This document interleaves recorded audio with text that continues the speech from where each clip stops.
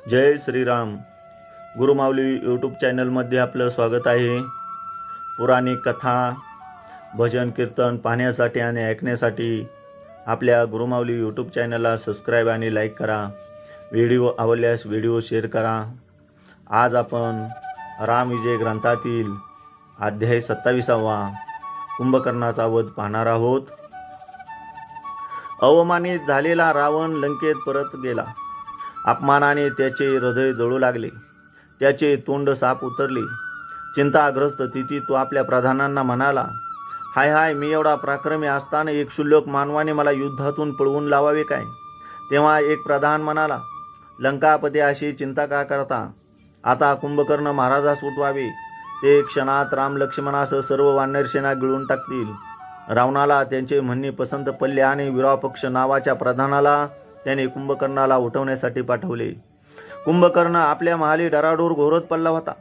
राक्षसांनी त्याला जागे करण्यासाठी भयंकर आरोळ्या मारल्या, वाद्ये वाजवली, त्याच्या शरीराला नाना हत्याराने टोचले, त्याच्या नाकात अनेक वस्तू घातल्या, कानात गार औषध ओतले, तरीही तो जागा होईना. शेवटी विरूपक्षाने किन्नरांच्या स्त्रिया आणून त्याच्या कानात बसविल्या. तेव्हा त्यांचे कर्कश गाणे ऐकून कुंभकर्ण जागा झाला. तो उठून बसला. त्याने सर्व मद्य प्रशान केले. कित्येक पशु दाढेखाली रगडले. अन्नाचे ढीगच्या ढीग भक्षण केले. मग ताजा तवाना होऊन त्याने विरूपक्षाकडे पाहिले. कुंभकर्णास नमस्कार करून विरूपक्षाने सीताहरणापासून रामाने रावणास रणांगणातून पळविले इथपर्यंत सर्व माहिती निवेदन केली आणि रावणाचा निरोप कळविला. तेव्हा कुंभकर्ण रावणाच्या भेटीला निघाला. कुंभकर्णाचे शरीर पाहून राक्षस भ्याले. मग वानरांची काय कथा? कुंभकर्ण उभा राहताच देवांनी आपली विमाने पळवली. ते पाहून विभीषण रामाला म्हणाला, आज कुंभकर्ण जागा झाला आहे. त्याची भूक अति मोठी आहे. हा सदोदित निद्रेत असतो म्हणून ठीक आहे, नाहीतर याने केव्हाच जगाचा नाश केला असता. मारुतीने आकाशात उड्डाण केल्याने कुंभकर्ण रावणाकडे जात असता त्याच्या मागे उतरला. त्याने 3 वेळा कुंभकर्णास उचलले, पण मद्याच्या धुंदीत असल्याने ते कुंभकर्णाला समजले नाही. 4थ्या वेळेस त्याला धरून गरागरा फिरवले. याला फेकले तर अनेक जीव निष्कारण मरतील म्हणून त्याला खाली ठेवून मारुती परत येऊन रामासमोर उभा राहिला. त्यावेळी त्याच्या गळ्यात मिठी मारून त्याचा गौरव केला व वानरांची भीती नाहीशी झाली. इकडे कुंभकर्ण रावणाच्या सभेत आला आणि रावणाला म्हणाला, दैत्यराज, तुम्हाला कोणते संकट पडले म्हणून तुम्ही आम्हाला उठविलेत? तेव्हा सीताहरणापासूनचे सर्व वर्तमान कुंभकर्णाला सांगून रावण म्हणाला, रामाने आमच्या सैन्याची दुर्दशा करून प्रस्थादी अनेक वीर मारले आणि मला पराभूत करून पळवून लावले. या मोठे संकटात मी सापडलो आहे. तुझ्याशिवाय सहाय्य करता दुसरा कोणी दिसत नाही, म्हणून मी तुला जागे केले. रावणाचे बोलणे ऐकून घेऊन कुंभकर्ण म्हणाला, दादा, तुम्ही सीतेला घरी आणून व्यर्थ कुलक्षय आरंभला आहे. श्रीराम हा वैकुंठवासी आदिनारायणाचा अवतार असून वानर हे देव आहेत, हे वर्तमान नारदाने आपल्याला सांगितले होते. असे असता हे विपरीत कर्म तुम्ही का केलेत? रावण म्हणाला, सीतेने पूर्वी मला अपमान केला होता म्हणून मी तिला पळवून आणले. मी सर्व उपाय केले पण ती मला वश होत नाही. ते ऐकून कुंभकर्ण म्हणाला, बंधू, तुला मी एक उपाय सुचवतो. इंद्राने जसे अहिलेस फसविले तसे तू रामाचे रूप कपट्या मंत्राने घे, म्हणजे ती तत्काळ तुला वश होईल.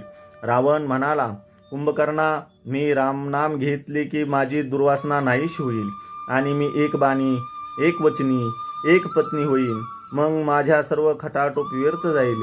तेव्हा तू युद्धाला जाऊन राम लक्ष्मणाचा वध कर, म्हणजे सीता मला वश होईल. तेव्हा नाईलाजाने कुंभकर्ण युद्धात जाण्यास निघाला. त्याने रावणाला नमस्कार केला आणि म्हणाला, आजच रामासह सर्वांना भक्षण करतो. नंतर कुंभकर्ण अगणित सेना घेऊन समारंगणी आला. अभय सैन्यामध्ये घनघोर युद्ध जुंपले. रणांगणावर रक्ताचे पाट वाहू लागले. कुंभकर्ण मुदगल घेऊन रामावर धावला. हे पाहून मारुतीने एक विशाल पर्वत कुंभकर्णावर फेकला, पण कुंभकर्णाने त्याचे चूर्ण केले आणि मारुतीवर आपल्या शलाचा प्रहार करत मारुतीला मूर्छा आली. ते पाहून नीळ कुंभकर्णावर धावला. तेव्हा कुंभकर्णाने निळावर मुष्टीप्रहार करून त्याला निश्चिप पाडले. अशी इतर वानरांची कुंभकर्णाने दुर्दशा केली. अनेक वानरांना गिळून तो पोटात साठवू लागला. त्यातील काही वानरे कुंभकर्णाच्या नाकातोंडातून निघून सुग्रीवाला शरण गेले. तेव्हा प्रचंड पर्वत घेऊन सुग्रीवाने कुंभकर्णाच्या हृदयावर उडी घेतली. पर्वत कुंभकर्णाच्या छातीवर आपटून चूर्ण झाला. आणि कुंभकर्णाने सुग्रीवाला धरून गरगर फिरवले, काखेत दाबून धरले आणि म्हणाला, माझ्या बंधूला वालीने काखेत दाबून समुद्राचे स्नान केले, त्याचा आज मी सूड घेतो असे म्हणून जयवाद्य वाजवीत कुंभकर्ण मागे फिरला. त्याच्या मदाने धुंद झाल्यामुळे कुंभकर्णाला देहशुद्धी राहिली नाही. हे पाहून सुग्रीव त्याच्या काखेतून निसटला आणि त्याच्या खांद्यावर चढून त्याचे नाक आणि कान तोडू लागला. आकाशात उंच उडाला. मग कुंभकर्ण रामासमोर आला. रामाने धनुष्य सज्ज केले, त्याला बाण लावला. तेव्हा कुंभकर्ण म्हणाला, श्रीरामा, तू आमच्या जन्मजन्मांतरीचा वैरी आहेस. तुलाच आता मी गिळून टाकतो. तुझ्या या असंख्य वानरांची काय कथा. हे ऐकताच श्रीरामाने असंख्य बाण कुंभकर्णावर टाकले. ते सर्व त्याने गिळाले. तेव्हा रामाने एक दिव्य बाण काढून त्याच्या मुखावर प्लयाग्नीची स्थापना करून तो कुंभकर्णावर सोडला. त्या बाणाने कुंभकर्णाचा डावा हात तोडून आकाशात उंच उडविला. दुसरा बाण काढून त्याच्या मुखावर सूर्यमंत्र जपून तो कुंभकर्णावर सोडला. त्या बाणाने कुंभकर्णाचा डावा हात उडविला. नंतर 2 दिव्य बाण सोडून त्याचे दोन्ही पाय तोडले. तरीही कुंभकर्ण तोंड पसरून वानरांना खाण्यासाठी पुढे सरकू लागला. शेवटी श्रीरामाने एक निर्वाण बाण काढून सोडला. तो सुसू करीत निघाला. त्याने कुंभकर्णाचे शिर उडाले. त्या अद्भुत बाणांच्या वेगाने ते प्रचंड श्रीलंकेत जाऊन पडले. कुंभकर्ण मरण पावताच त्याचे गुण आठवून रावण शोक करू लागला. लंका नगरी दुःखात बुडाली. याप्रमाणे श्रीरामविजय ग्रंथातील 27वे पुष्प या ठिकाणी समाप्त होत आहे. जय श्रीराम.